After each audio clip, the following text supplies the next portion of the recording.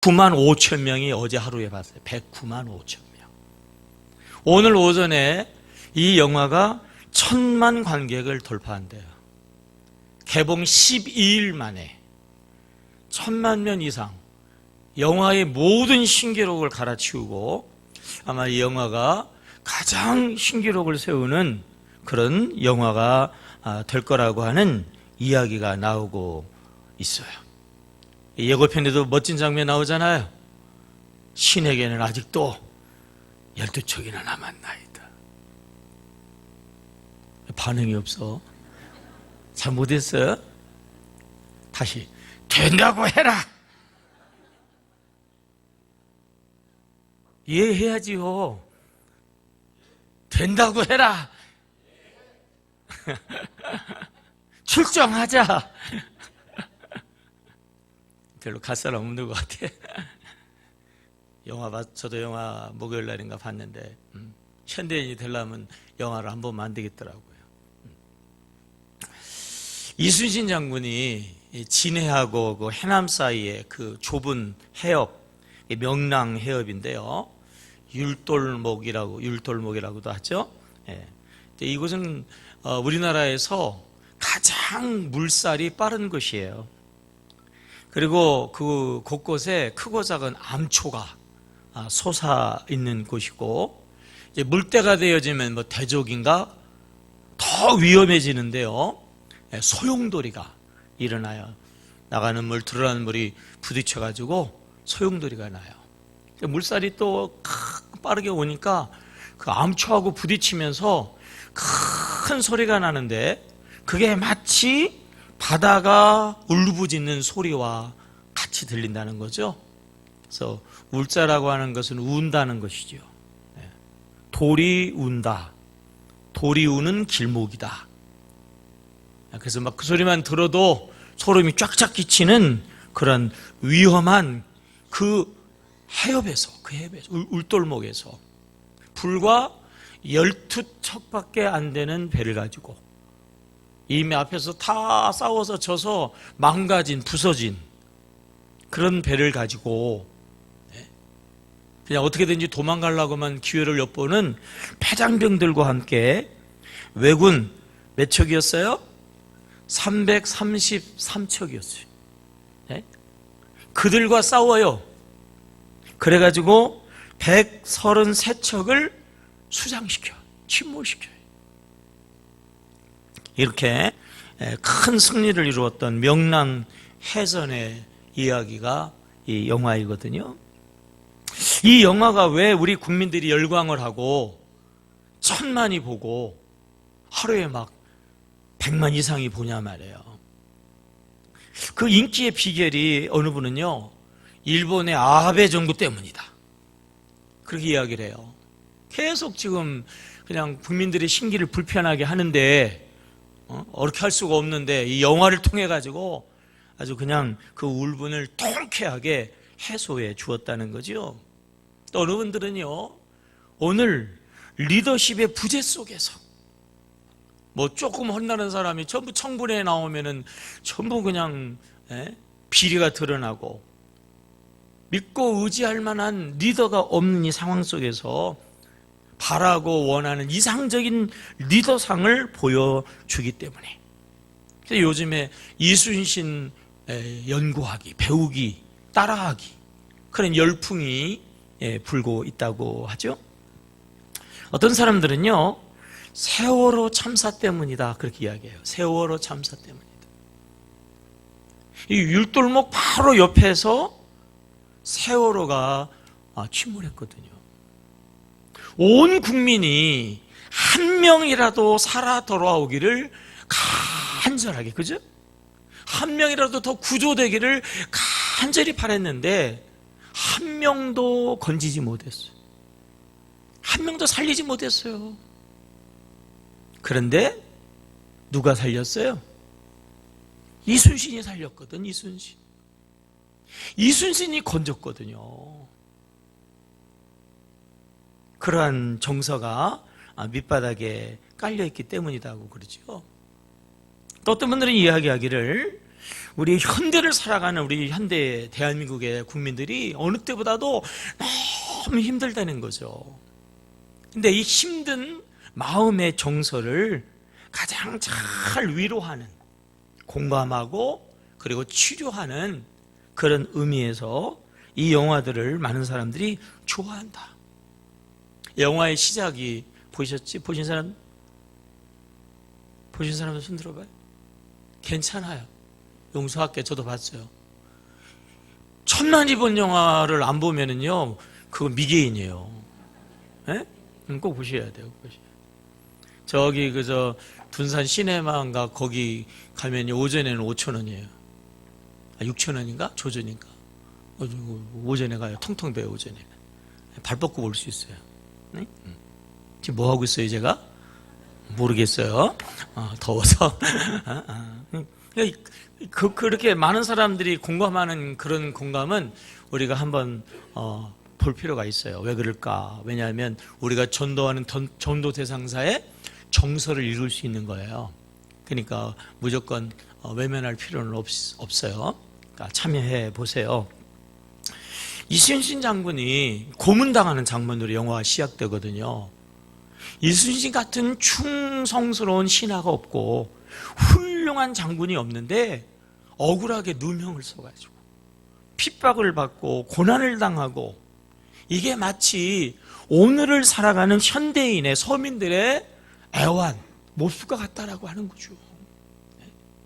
정당하게 살고 착하게 살면 오히려 비난을 당하게 되어지고, 오히려 모함을 당하게 되어지고, 아니면은 손해를 당하게 되어지고, 그렇다고 그래가지고 힘도 없고 백도 없고, 그렇다고 그래가지고 이런 고난이 극복되어지거나 해결될 수 있는 기미도 보이지 않고, 이렇게 고통스럽게 절망스럽게 살아가는 그러한 서민들의 현실의 모습이 이순신 장군의 그 모습하고 같다는 거예요.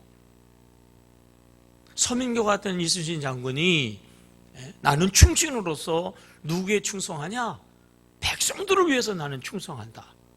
백성이 있어야 왕도 있지 않느냐, 그런 얘기를 하잖아요. 그렇죠? 서민들이 이렇게 어려울 때에 이순신이 적을 통쾌하게 무찔러요. 어려움을 승리로 확 바꿔버린단 말이에요. 서민들의 짓누르는 이 모든 문제들을 그냥 확 해결해버리고, 그리고 마치 서민들이 마음속으로 기대하고 꿈꾸는 그런 것들을 이룬다는 거죠. 이룬다는 거예요. 그래서 이 영화를 보고 있으면 왠지 든든하고 흐뭇하고, 현실에서 이루어지지 않는 것들이 영화를 보는 동안만큼이라 이루어지는 것처럼 그런 쾌감, 대리 만족을 느끼게 되어지기 때문에 영화가 끝나고 나오는 사람들의 얼굴을 보면은 더 행복하다는 거죠. 그래서 우리 국민들이 이 영화를 좋아하고 있다, 그렇게 이제 이야기를 하기도 해요. 영화나 드라마는요, 뭡니까? 허구입니다. 꾸며낸 이야기예요. 꾸며낸 이야기. 그러나 이 명랑이라고 하는 영화는요, 12척으로 333척을 대적해가지고 133척을 출몰시켰다? 거짓말 같은 뭐예요? 사실이에요, 사실. 이게 정말 말도 안 되는 거짓말 같은데, 이거는 분명한 역사적인 사실이에요. 이 영화 속에도 영화이기 때문에 어쩔 수 없이 재미를 위해서요, 거짓말이 몇 가지 들어갔는데, 가장 대표적인 게 뭐냐면은, 영화를 보다가 보면은요, 육박전이에요, 육박전. 근데 이 이순신 장군은 육박전을 절대 하지 않았어요. 이거는요, 왜군의 전법이에요. 왜군은 어떻게든지 배를 붙여가지고요, 그냥 기어 올라와가지고 육탄전으로 점령하는 전술, 이건 왜군의 전술이지, 이건 이순신 장군의 전술이 아니에요. 근데 싸우는 전투신 이런 걸로 해가지고 재미있게 하려다가 보니까 그런 좀 거짓이 몇 가지 들어가긴 했어요. 원래는 배가 13척이었어요. 13척. 근데 12척이라고 그러잖아요.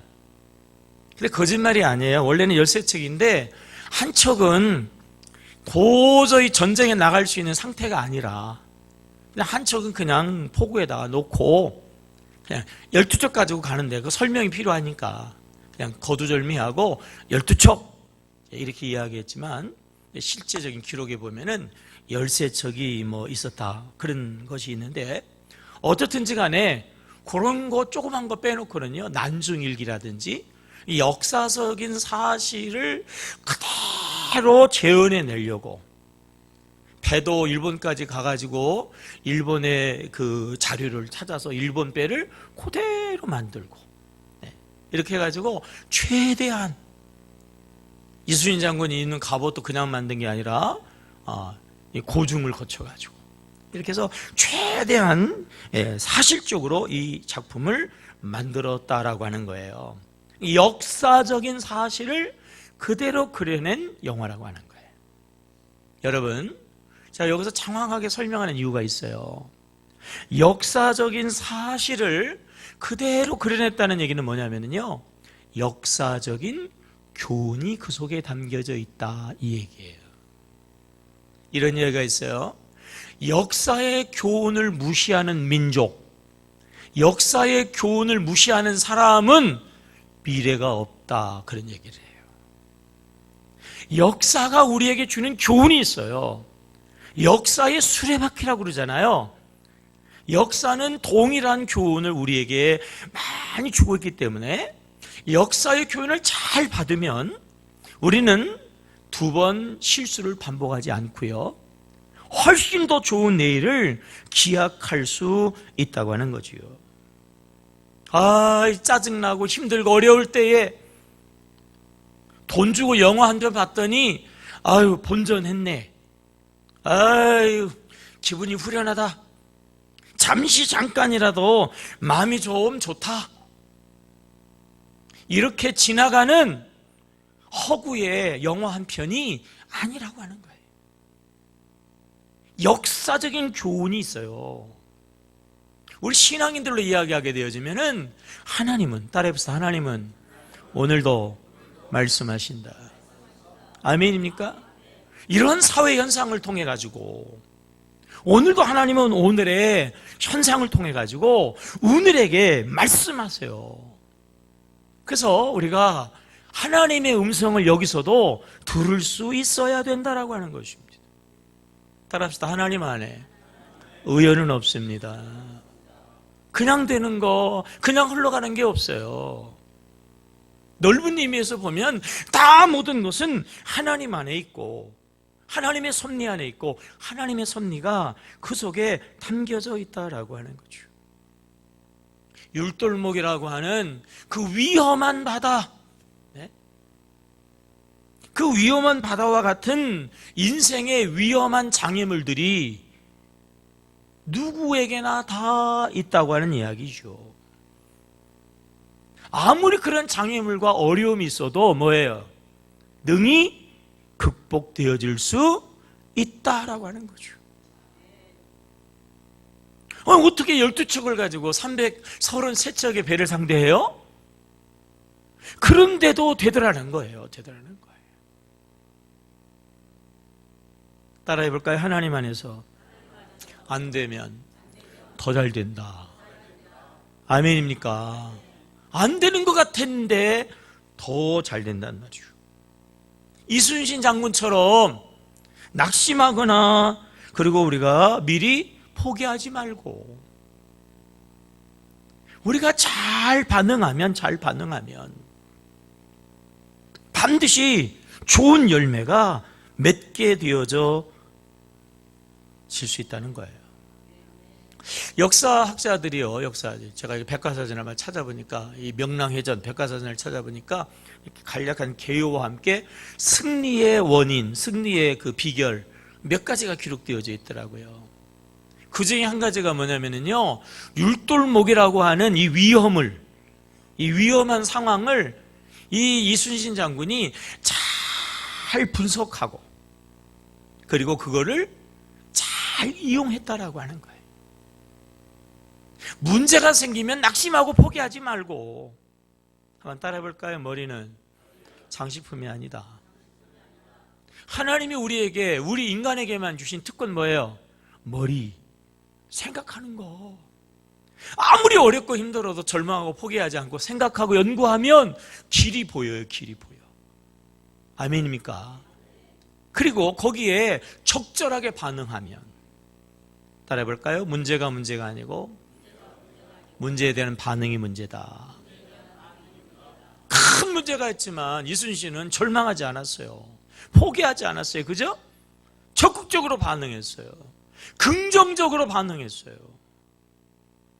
아멘이죠? 다시 해보세요. 문제가 아니고 문제의 반응이 문제다. 긍정적으로 반응하자. 영으로 반응하자. 우리는 영의 사람이니까 영으로 반응해야 될 줄로 믿습니다. 모든 사람들은요, 긍정적으로 반응하면 안 되는 일이 없는 줄로 믿습니다. 긍정적으로 반응해야 되고, 나아가서 우리는 신앙이니까 영적으로 반응해야 된다고 하는 거죠. 그 열악하고 위험한 환경을 어떻게 이순신 장군이 역으로 잘 이용했냐 이거예요. 영화에 보게 되어지면요, 이순신 장군이 쓰는 전략 중에 하나가 뭐냐면 충파 전략인가 그래요. 배를 가지고 가다 확 받아버리는 거예요. 그런데 예를 들면 바닷물이 썰물 빠져나갈 때에 그 빠른 그 물결을 타고 배가 상대방으로 막 밀려가 버리는 거야. 부드러운 공도 말이에요, 아주 막 세게 던지면 받는 사람이 손이 굉장히 아파요. 그죠? 빨리 가면은 그 힘이 세단 말이에요. 배와 배가 부딪히는데 빠른 속도로 가서 부딪히면 상대방의 배가 파손되어진다. 우리나라 지형에서 가장 물살이 빠른 곳이라고 했어요. 이 썰물대를 이용해 가지고 확 가지고 받아버리는 거예요. 그러면 이제 그 배가, 수많은 배가 선두에 이렇게 있는데 선두배를 받아버리면 뒤에 있는 배들이 자기 그 배들이 막 그냥 하는데 그냥 두겠어요? 그러면 이제 밀고 오겠죠? 밀고 오게 될 그때에 살짝 빠져나오면 바로 그때가 뭐냐면은 밀물과 썰물이 맞서는 때. 거기서 회오리가 생긴다. 소용돌이가 생겨요. 그럼 그 배를 그쪽으로 유인해 가지고 소용돌이에서 자기들 배끼리 부딪혀 가지고 배가 많은 게 오히려 이제 문제가 되는 거예요. 피할 수가 없어. 그래 가지고 스스로 자멸하게 만들죠. 그거 지나고 나면은요, 이제 밀물대가 되어진단 말이에요. 그러면 이제 그 외군 배가 그 밀물에 의해 가지고 너무 빨리 앞으로 달려오니까 쉽게 얘기하면 조준하기 어려운 거예요. 조준하기가 어려울 때에 이 짝에서 기다리고 있는 배들이 그냥 화포를 쏴가지고, 그러면 조준하기 전에 막 갑자기 가까이 밀려오면은 그런 그 준비한 걸 가지고 그냥 전부 물리쳤던 거예요. 이순신 장군이 열악한 그러한 위험한 그러한 상황을요 잘 이용해가지고 오히려 어떻게 해요? 대승을 거두게 되거든요. 지난 목요일 밤에 저 그 영화를 보면서요 은혜 많이 받았어요. 은혜가 되게 되더라고. 최민수가 예수님 같더라고요. 예수님 말하는 거나 행동하는 것이 진짜 예수 같아. 여러분 들어봐요. 아주 유명한 얘기 있잖아요. 죽고자 하면 살고자 하면 죽는다. 이거 복음 아니에요? 복음? 십자가 복음이잖아요. 그죠? 네? 여기서도 얘기했지만 모든 사람은 다 두려움을 가지고 있다. 이순신 자기도 두렵다는 거예요. 꼼짝없이 죽었다는 거지. 그러나 두려움을 용기로만 바꾸면 못할 일이 없다. 병법에 한 사람이 길목만 잘 지키면 몇 명? 1000명도 이겨낼 수 있다. 일당 1000이요 100도 아니고 말이에요. 그러면서 군인들, 남은 군사들을 용기를 북돋워주잖아요. 용기를 북돋워준다. 뭐예요? 성경 9구절절에 하는 얘기가 뭐예요? 두려워하지 말라. 그거 아니에요. 강해라, 담대하라, 여호수아야, 내가 모세와 함께 한 것처럼 너와 함께 할 거니까 말이야. 모세가 못한 일을 내가 어떻게 할까? 염려하지 말라는 거예요. 가나안 저것들을 두려워하지 말라는 거예요. 여리고성 아무런 걱정하지 말라는 거예요. 강하고 담대함으로 나가면 하나님 해주시겠다는 거예요. 아, 성서적이네. 은혜가 되죠. 영화 또 봐야 되겠죠. 에? 아, 은혜가 되더라고. 은혜가 되더라고. 근데 우리 예수쟁이가 그래 이순신 가지고 은혜 받으면 되겠어요? 그렇다고 그래야지. 그래 이제 영화 보고 은혜 받으면 되나? 그런데 이 영화 같은 장면이 오늘 본문이에요. 본문. 이순신보다 더 대단한 사람이 소개되고 있는데 누구죠? 사도 바울이죠. 사도 바울. 그래서 오늘 사도 바울을 통해서 우리가 하나님이 주시는 교훈을 받고자 하는데요. 위대한 사도 바울이 복음을 전하다가 이제 억울한 누명을 쓰고 이순신처럼 잡혔거든요. 잡혔어요. 근데 로마의 시민권을 가지고 있기 때문에 이제 로마 황제에게 재판을 받기 위해서 미결수의 신분을 가지고 배를 타고 로마로 가는데 뭐를 만났죠? 유라굴라라고 하는 광풍을 만나요. 울돌목을 지나가는 거기서 큰 위기를 당하게 되는 거와 같은 거죠. 여러분, 우리의 인생도 마찬가지예요. 유라와 굴라와 같은 광풍 같은요 고난, 우리 앞길에는 울돌목과 같은 그러한 난관들이 다 있어요. 그래서 사람들은 뭐라고 얘기합니까? 인생은 뭐와 같다? 고해와 같다. 고해, 잔잔한 호수가 아니고 늘 풍랑이 일고 파도가 치고 물결이 뒤섞이는 그러한 바다와 고난의 고통의 바다와 같다라고 하는 거죠. 이 고난은요 예기치 못한 순간에 닥쳐와요. 바울도 배를 타고 갈 때 처음에는요 아주 순탄하게 순조롭게 갔죠. 자, 13절 우리 읽어봐요. 시작. 남풍이 순하게 불 그들이 뜻을 잃은 줄 알고 닷을 감아 그레데 해변을 끼고 향하더니, 그죠? 남풍이 순하게 불어가지고 아이고 좋다, 아이고 아무런 문제가 없네 라고 생각을 했는데 14절에 14절 시작. 얼마 안 돼요. 섬 가운데로부터 뭐예요? 유라굴로라는 광풍이 크게 일어나니 배가 밀려 바람을 맞추어 갈 수 없어 가는 대로 두고 쫓겨가다가 말이죠.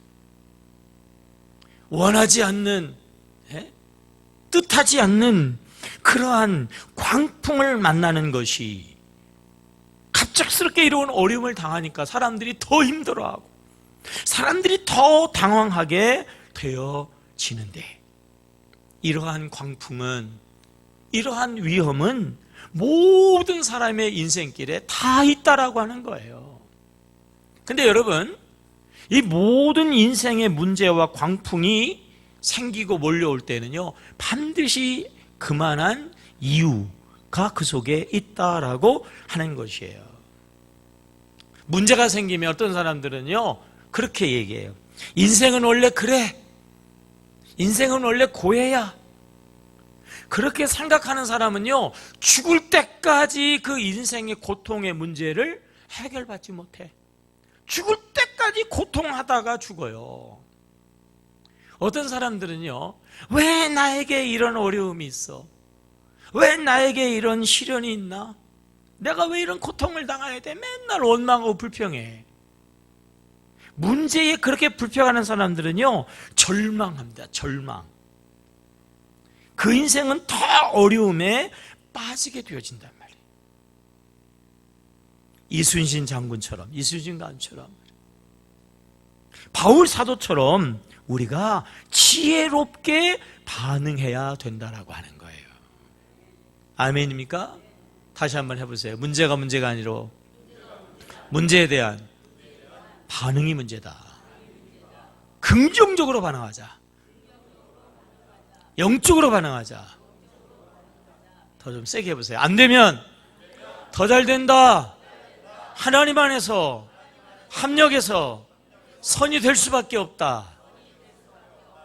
아멘입니까? 다시 한번. 고난도 유익하다. 아멘입니까? 네. 우리가 하나님 안에 우리가 믿음 안에 있으면요 잘 될 수밖에 없어요. 아멘입니까? 근데 무조건 그냥 잘 된다 그러면 안 되고 이순신 장군처럼 하나님이 주신 머리를 가지고 그 문제를 잘 분석하고 적절하게 반응할 때만 따라해보세요. 아무것도 안 하면 아무 일도 일어나지 않는다. 다시 하나님은 사람을 통해 일하신다. 나를 통해 일하신다. 아멘입니까? 그 문제에서 내가 할 일이 있어요. 그 문제를 통해서 하나님의 섭리가 있다니까요. 그걸 잘 연구하고 이순신처럼 왜 여기가 물살이 빠르지? 왜 여기서 이상한 막 듣기만 해도 소름 끼치는 그런 울음소리가 나지? 왜 소용돌이가 생기지? 다 이유가 있는 거예요. 다 이유가 있는 거예요. 다 때가 있다니까.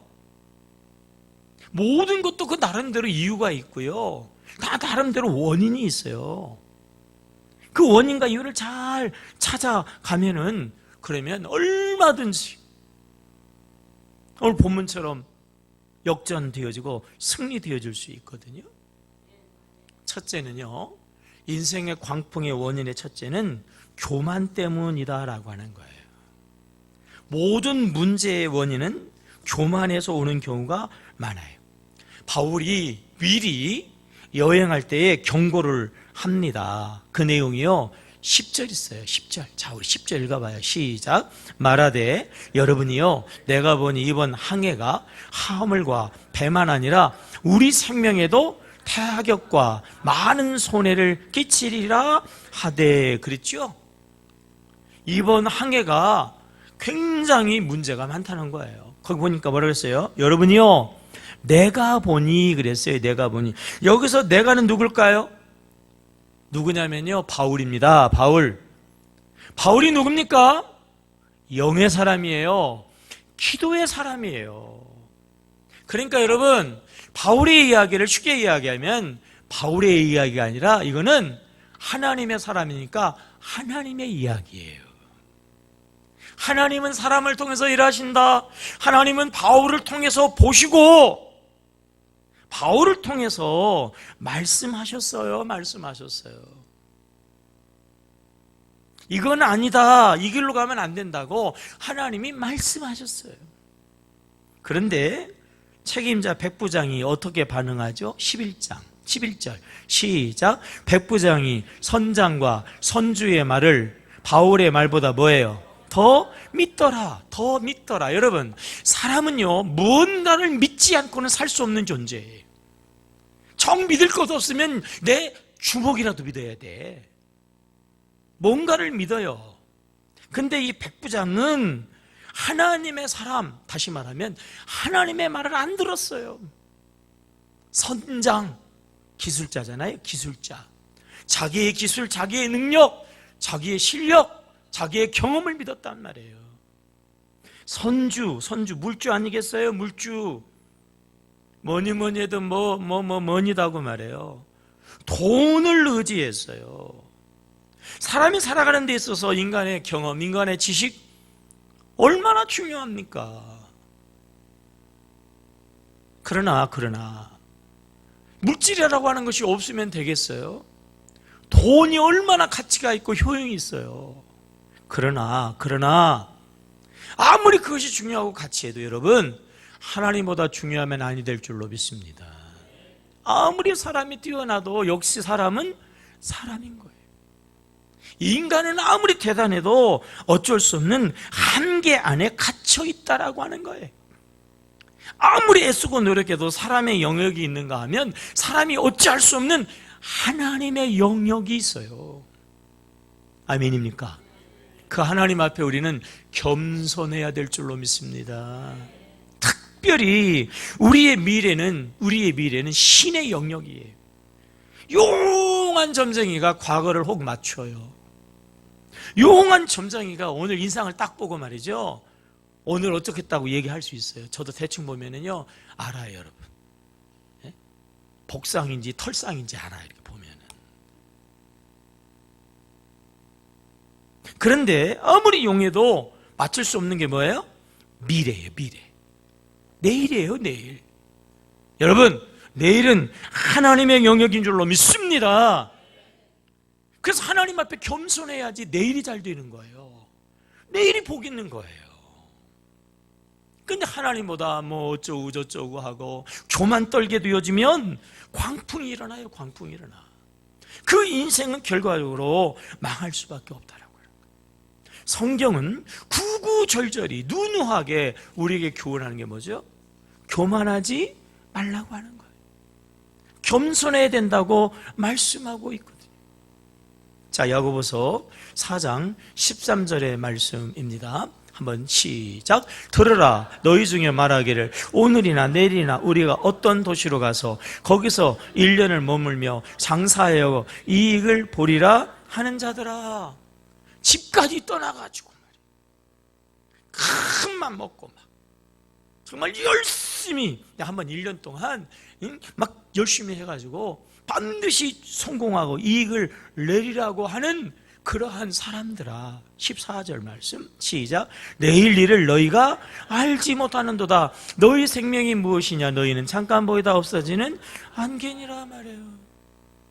내일 뭐 어쩌고 저쩌고 하는데 내일 일을 너희가 그렇게 장담할 수 없다는 거예요. 16절 시작. 이제도 너희가 허탄한 자랑을 하니 그러한 자랑은 뭐예요? 다 악한 것이니라. 인간이 내일을 장담하고 인간이 내일을 말하는 건 허탄한 것이고요, 교만한 거예요. 교만한 거예요. 내일은 하나님 안에 있는 줄로 믿습니다. 우리가 오늘 절대자 하나님 앞에서 겸손하게 무릎을 꿇고 하나님의 뜻을 따라가는 것이야말로 내일을 지혜롭게 준비하는 그러한 사람인들인 줄로 믿습니다. 베드로전서 5장 5절 말씀 시작. 젊은 자들아 이와 같이 장로들에게 순종하고 다 서로 겸손으로 허리를 동하라. 하나님은 누구를 대적해요? 교만한 자를 대적하시되 겸손한 자에게는 뭐예요? 은혜를 주시느니라. 잠언 16장 18절 말씀 시작. 교만은 패망의 선봉이요 거만한 마음은 넘어짐의 앞잡이니라. 교만하면 예외 없어요. 예외 없어요. 교만한 사람은 예외 없이 반드시 풍랑을 만나게 됩니다. 원치 아니하는 장애물, 뜻하지 아니하는 난관을 반드시 만나게 되어지고 결과적으로 망하게 되어진다라고 하는 거예요. 교만한 자는 하나님이 물리치시니까. 그래서 여러분, 우리는 겸손해야 할 줄로 믿습니다. 타이타닉이라고 하는 그 유명한 영화 있었잖아요. 그 배가 처음 출항할 때 스미스 선장이 뭐라고 이야기했냐면 이 배는 하나님도 침몰시킬 수 없다. 감히 이렇게 이야기했어요. 감히. 왜 그렇게 이야기했느냐면요, 당시 과학의 이론으로는 일부러 배를 물속에 쳐넣어도 가라앉지 않도록 그렇게 배가 설계되어져 있었거든요. 이런 배를 가지고 내가 최단시간에 항해 기록을, 신기록을 내가 세우겠다. 그래서 배를 전속력으로 기록을 세워야 되니까 그냥 전진하다가 그냥 빙산에 부딪혀가지고 뭐예요? 그 자리에서 침몰하고 말았어요. 하나님도 어쩌고 교만이 하늘을 찔렀어요. 교만한 자의 결국이 어떻게 되는 것을 아주 분명하게 보여주는 사건이다라고 하는 거죠. 우리의 삶에 문제가 있나요? 한번 냉정하게 진단해 보셔야 돼. 교만, 그것이 중요한 원인이 되어진다라고 하는 거예요. 두 번째는요, 욕심입니다. 욕심 때문에 풍랑이 오게 되어지는 거죠. 바울은 지금 가면 큰일 난다고 그랬는데도 왜 바울의 말을 안 들었을까요? 이유가 있어요. 12절 읽겠어요. 시작. 그 항구가 겨울을 지내기에 불편하므로 거기서 떠나 아무쪼록 베닉스에 가서 겨울을 지내는 자가 더 많으니 베닉스는 그레데 항구라 한쪽의 서남을 한쪽은 서북을 향하였더라. 그랬죠? 지금 여기서 말이에요. 거기 잘 보시면 그 항구는 겨울을 지내기가 불편했다 그랬어요. 지금 미항이라고 하는 항구에 지금 배가 임시로 정착이 되어져 있어요. 그래서 더 가야 되냐, 이제 말아야 되냐, 이렇게 중요한 시점에 있는데 바울은 더 이상 가면 안 된다고 그랬어요. 미항이에요. 아름다운 항구예요. 아주 천혜의 요건을 가지고 있어서 사람 살기는 너무 좋아, 너무 좋아. 옛날에는 배 타고 오래 가야 되기 때문에 겨울에는 불순한 일기 때문에 잘못하면 큰일 나니까 겨울이 지나가도록 거기서 그냥 머물러 있어야 됐거든요. 그냥 머물러 있기가 너무 좋은 항구예요. 그러니까 여기 있어야 된다고 바울이 이야기하는 건데 사람들이 그런데도 불구하고 불편하다는 거예요. 뭐가 불편하냐? 일반 사람들이 머물러 있기는 영락없이 좋은데 이 먹고 마시고 즐기고 쾌락을 추구하는 이런 사람들에게는요, 이 항구가 마음에 안 드는 거예요. 이 먹고 마시고 즐길 만한 그러한 유흥시설이 없어. 그러니까 유흥시설이 있는 항구로 옮겨가자는 거예요. 안전이 중요해요? 즐기는 것이 중요해요? 안전이 중요하잖아요. 그래서 바울은 안전을 위해서 여기에 머물러 있어야 되는데 이 사람들은요, 쾌락, 정욕, 욕심 때문에 가겠다는 거예요. 가자는 거예요. 그래서 그 욕심에 끌려가다가 결과적으로 풍랑을 만나게 되었고 모든 것을 잃어버리고 죽음의 위기에 처하게 되어졌어요. 욕심이 이렇게 무서운 겁니다, 여러분. 야고보서 1장 15절 시작. 욕심이 잉태한 즉 죄를 낳고 죄가 장성한 즉 뭐예요? 사망을 낳느니라. 사람의 죄 가운데에서 가장 첫째가 하는 죄, 큰 죄는 뭐죠? 우상을 섬기는 거예요. 우상을. 하나님이 그냥 두지 않아요. 자, 골로새서 3장 5절 말씀 시작. 그러므로 땅에 있는 지체를 죽이라. 곧 음란과 부정과 사욕과 악한 정욕과 탐심이니 탐심은 뭐예요? 우상 숭배니라 말이죠. 일전에도 말씀드린 것 같은데 옛날에 집에는요 크고 작은 꿀단지들이 다 있었잖아요. 그렇죠? 꿀단지들이 다 있어요. 꿀단지. 이 단지, 꿀 들어있는 단지. 그래서 부모님들이, 어르신들이 애들이 함부로 못 먹도록 저 높은 선반에 올려놓든지 아니면 절대로 건드리지 말라고 단도리를 하든지 그랬는데 그러면 더 먹잖아요. 저도 부모님 안 계실 때 꿀단지 가가지고 그 수저로 퍼먹었거든요. 수저로 이렇게 퍼먹는데요 자꾸 뭐가 걸려. 뭐가 걸려요? 꿀단지 속에 뭐가 들어가 있는데 개미들이, 죽은 개미들이 잔뜩 있는 거예요. 옛날에 집은 그랬죠. 부실하니까 집안에 개미들이 많았어요. 이 개미들이 이 꿀을 알죠. 꿀단지 속에 기어 올라가가지고 맛있으니까 그냥 맛있다고 먹다가 파고들다가 그냥 꿀 속에 뽁 파져가지고 죽어버려.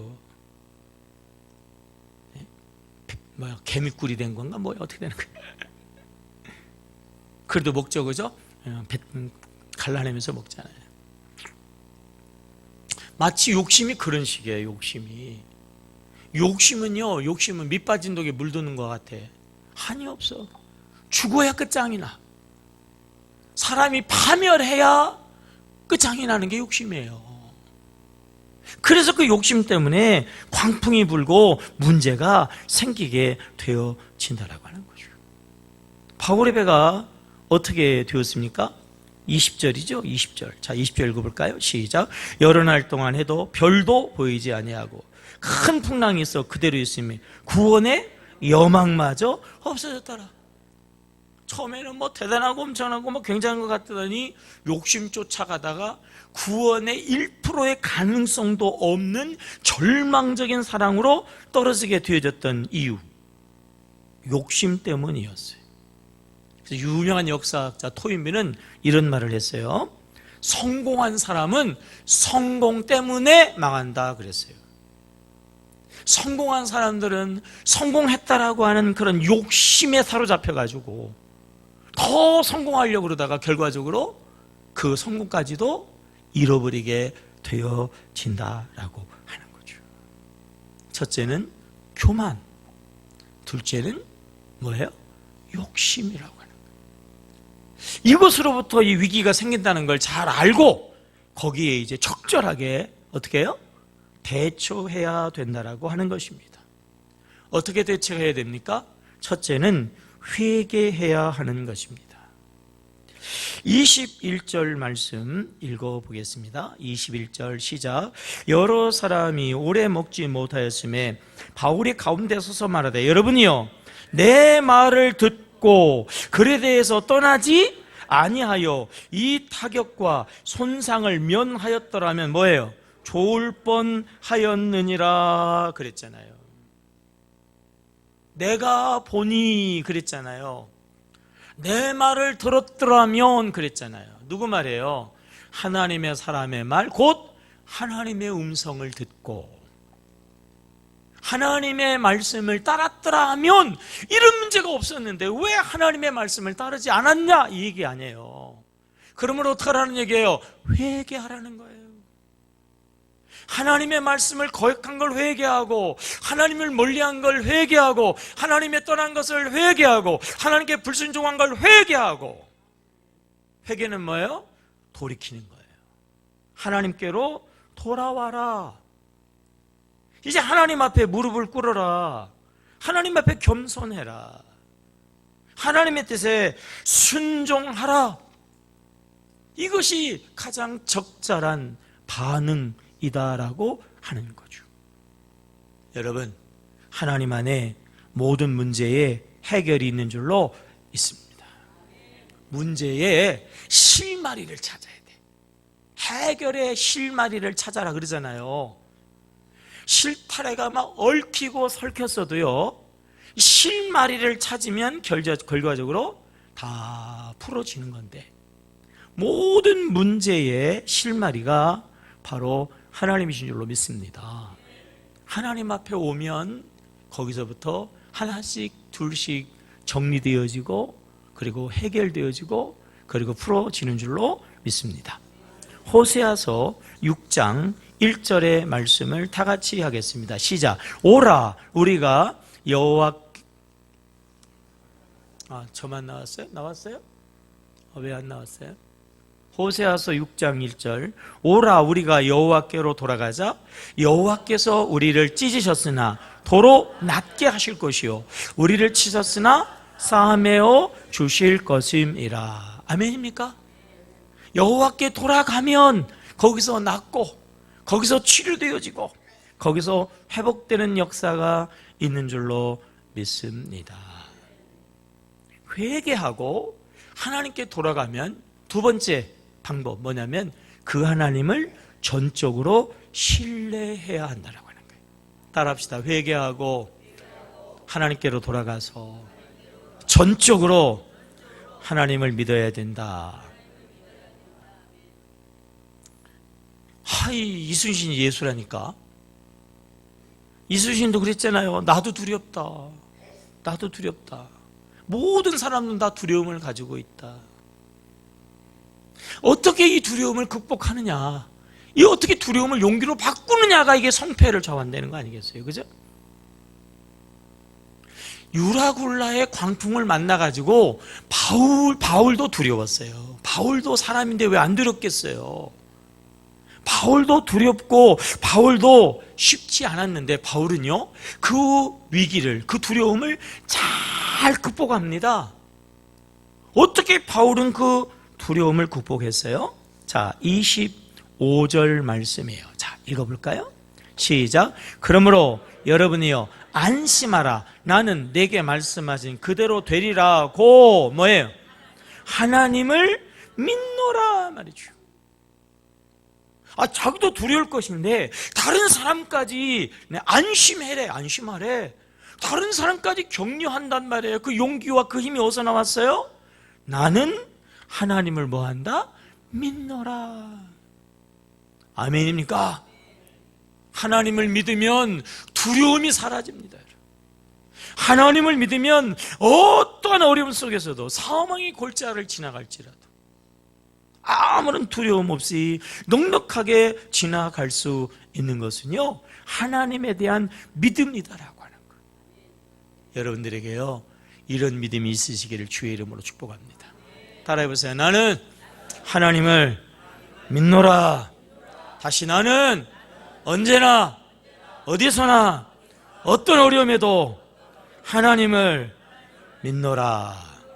아멘입니까? 따라해보세요. 문제를 보면 하나님이 작아지고 근심은 커지고, 하나님을 보면 문제는 작아지고 근심도 없어진다. 하나님을 볼 수 있는 여러분 되시기를 바랍니다. 하나님을 의지하는 여러분 되시기를 바랍니다. 하나님을 믿는 여러분 되시기를 바랍니다. 바울처럼 그럼에도 불구하고 나는 하나님을 믿는다, 이러면 이기는 거예요. 이러면 문제는 뛰어넘어 승리하는 거예요. 이런 믿음이 여러분들에게 있으시기를 주의 이름으로 축복합니다. 이사야서 43장 1절 말씀 우리가 너무나도 잘 알잖아요. 우리가 한번 선포해요. 영으로 믿음으로 시작. 야곱아, 너를 창조하신 여호와께서 지금 말씀하시느니라. 이스라엘아, 너를 지으시니가 말씀하시느니라. 너는 두려워하지 말라. 내가 너를 구속하였고 내가 너를 지명하여 불렀나니 너는 내 것이라. 아멘입니까? 이름을 넣어가지고 한번 해봐요. 자기 이름을 넣어가지고, 또 제 이름 부르지 말고, 제 이름 안 불러도 좋으니까 자기 이름 넣어가지고 시작. 영민아, 너를 창조하신 여호와께서 지금 말씀하시느니라. 영민아, 너를 지으시니가 말씀하시느니라. 너는 두려워하지 말라. 내가 너를 구속하였고 내가 너를 지명하여 불렀나니 너는 내 것이라. 아멘입니까? 2절 말씀 시작. 내가 물 가운데로 지날 때에 내가 너와 함께 할 것이라. 강을 건널 때에 물이 너를 침몰하지 못할 것이며 내가 불 가운데로 지날 때에 타지도 아니할 것이요 불꽃이 너를 사르지도 못하리니. 아멘입니까? 믿어지기 바랍니다. 고린도전서 10장 13절 시작. 사람이 감당할 시험밖에는 너희가 당한 것이 없나니 오직 하나님은 미쁘사 너희가 감당하지 못할 시험당함을 허락하지 아니하시고 시험당할 쯤에 동안 피할 길을 내사 너희로 능히 뭐해? 감당하게 하시느니라. 아멘입니까? 따라서 하나님 안에서 반드시 잘 됩니다. 안 되면 더 잘 됩니다. 아멘입니까? 감당 못할 시험은 아예 뒤도 않아요. 우리 앞에 어떠한 난관과 어떠한 울tur목이 있고 어떤 유라가 올라가 있어도요, 능히 우리는 감당할 수 있는 줄로 믿습니다. 그러니까 하나님이 우리 앞에 주시는 거예요. 또 그 시험을 당하면 피할 길까지 이미 다 만들어 놓아서 우리가 낙심하고 포기하지 않고 하나님이 주신 생각을 가지고 하나님이 주신 믿음의 눈을 가지고 쳐다보면 길이 보여요. 방법이 보여요.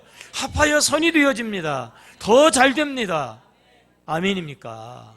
우리가 이러한 믿음을 가지고 나가야 된다. 우리가 너무나도 잘 알고 있는 로마서 8장 28절 시작. 우리가 알거니와 하나님을 사랑하는 자 곧 그 뜻대로 부르심을 입은 자들에게는 모든 것이 합력하여 뭐예요? 선을 이루니라. 여러분, 무조건 잘 되는 줄로 믿습니다. 결과적으로 잘 되는 줄로 믿습니다. 반드시 잘 될 줄로 믿습니다. 때로는 광풍이 있어요. 때로는 어려움이 있어요. 때로는 파도가 있어요. 그러면 파도 타기를 배우면 되는 거예요. 아멘입니까? 그 위기가 있으면 그 위기를 뛰어넘는 그런 방법이 있어요. 그 능력이 있어요. 하나님은 그걸 통해서 더 잘 되게 하시고 그걸 다 합해가지고 진짜 복이 되게 하시고 은혜 되게 하시고 승리 되게 하시는 줄로 믿습니다. 사탄의 마귀는 그냥 끊임없이 우리를 못 믿게 해요. 에덴 동산에서 아담에게 이 사탄이 뭐라고 그랬어요? 하나님은 다 먹으라고 그랬잖아요. 그죠? 하나만 빼고. 마귀가 뭐라고 그랬어요? 다 먹지 말라더냐? 뭐예요? 하나님 나쁘다는 거예요. 야, 너 그런 하나님 못 알아 믿냐? 하나님 믿지 마, 그 얘기 아니겠어요? 신약에 와가지고 예수님을 말이죠, 광야에서 마귀가 시험하면서 뭐라고 그랬어요? 네가 만일 하나님의 아들이거든. 그렇지? 만일, 왜 만일이 왜 거기 들어가? 네가 무슨 하나님의 아들이냐 말이에요. 어떻게 하나님이 네 아버지가 되냐? 너 그렇게 믿어? 하나님이 너를 자녀 삼을 것 같아? 너를 아들이라고 생각할 것 같아? 턱도 없어. 그건 틀렸어. 그런 믿음은 잘못된 거야. 그 얘기하고 있는 거예요. 자꾸 하나님을 의심하게 해. 자꾸 하나님의 자녀의 신분을 의심하게 해. 그래서 결과적으로 나락에 떨어지게 한단 말이에요. 따라합시다. 하나님은 살아계시다. 하나님은 사랑이시다. 아멘입니까? 바울이요, 어떻게 이러한 절망에, 모든 사람들이 절망하는 상황 가운데서도 용기를 가지고 담대할 수 있었을까요? 그냥 믿음이 아니에요. 그냥 믿음이 아니에요. 23절입니다. 23절 시작. 내가 속한 바 곧 내가 섬기는 하나님의 사자가 뭐예요? 어젯밤에 내 곁에 서서 말하되 바울아 두려워하지 말라. 내가 가이사 앞에 서야 하겠고 또 하나님께서 너와 함께 항해하는 자를 다 내게 주셨다 하였으니 그랬어요. 어젯밤에요, 하나님의 사자가 나타났어요. 어젯밤에 하나님의 사자가 안심하라, 아무런 일이 없다고 말해 주었어요. 어젯밤에 하나님을 만나는 체험을 했다는 거예요. 여러분, 체험적인 신앙이 되시기를 주의 이름으로 축복합니다. 하나님은 좋은 분이래. 이건 아무런 능력이 없어요. 내가 하나님을 체험해야 돼. 하나님은 좋은 분이더라. 하나님은 좋은 분이야. 그게 능력이에요. 아멘입니까? 그런 체험을 하셔야 된단 말이에요. 체험을. 다시 한번 해보세요. 아무것도 안 하면 아무런 일도 일어나지 않는다. 하나님은 오늘 성경으로 말씀하신단 말이에요. 바울이 하나님의 음성을 들으니까 용기가 생겼어요. 믿음이 생겼어요. 우리가 집에서 오늘 성경을 읽으면 성경에서 하나님의 음성이 들려요. 하나님을 만납니다. 아멘이에요? 어젯밤에, 바울이 어젯밤에 뭐 했을까요? 뭐 했을까요, 여러분? 밤 시간이 어려울 때 뭐 할까요? 뭐 하겠어요? 기도하겠지. 예수쟁이가 어려울 때 뭐 하겠어요? 밤에 퍼질러 자겠어요? 평소에는 자더라도 어려우면 어떻게 해요? 아무도 없어도 교회 와가지고 밤새도록 기도하잖아요. 바울도 그 어려운 밤에 기도하다가 하나님 만났고 하나님 음성 듣고 하나님 체험했어요. 그래서 여러분, 우리가 기도해야 되는 거예요. 그래서 특별 금학로 기도회 하는 거 아니겠어요? 목요일 날 특별 찬양 집회 우리가 허락해가지고 우리가 그런 분들을 모시고 또 우리가 그런 모임을 갖는 이유, 하나님은 특별히 찬양 속에 거하신다고 그랬거든요. 아멘이에요. 그분들이 부른 대표곡 중에서 치료의 하나님, 치료자 하나님이라는 그런 찬양이 있거든. 그 찬양 속에서 하나님의 기적이 일어난단 말이에요. 아멘입니까? 아무것도 안 하고 집에 펄질러 있으면 아무런 일도 일어나지 않아요. 은혜 자리에 나오셔야 돼. 기도의 자리에 나오셔야 돼요. 수레바퀴를 돌려야 됩니다.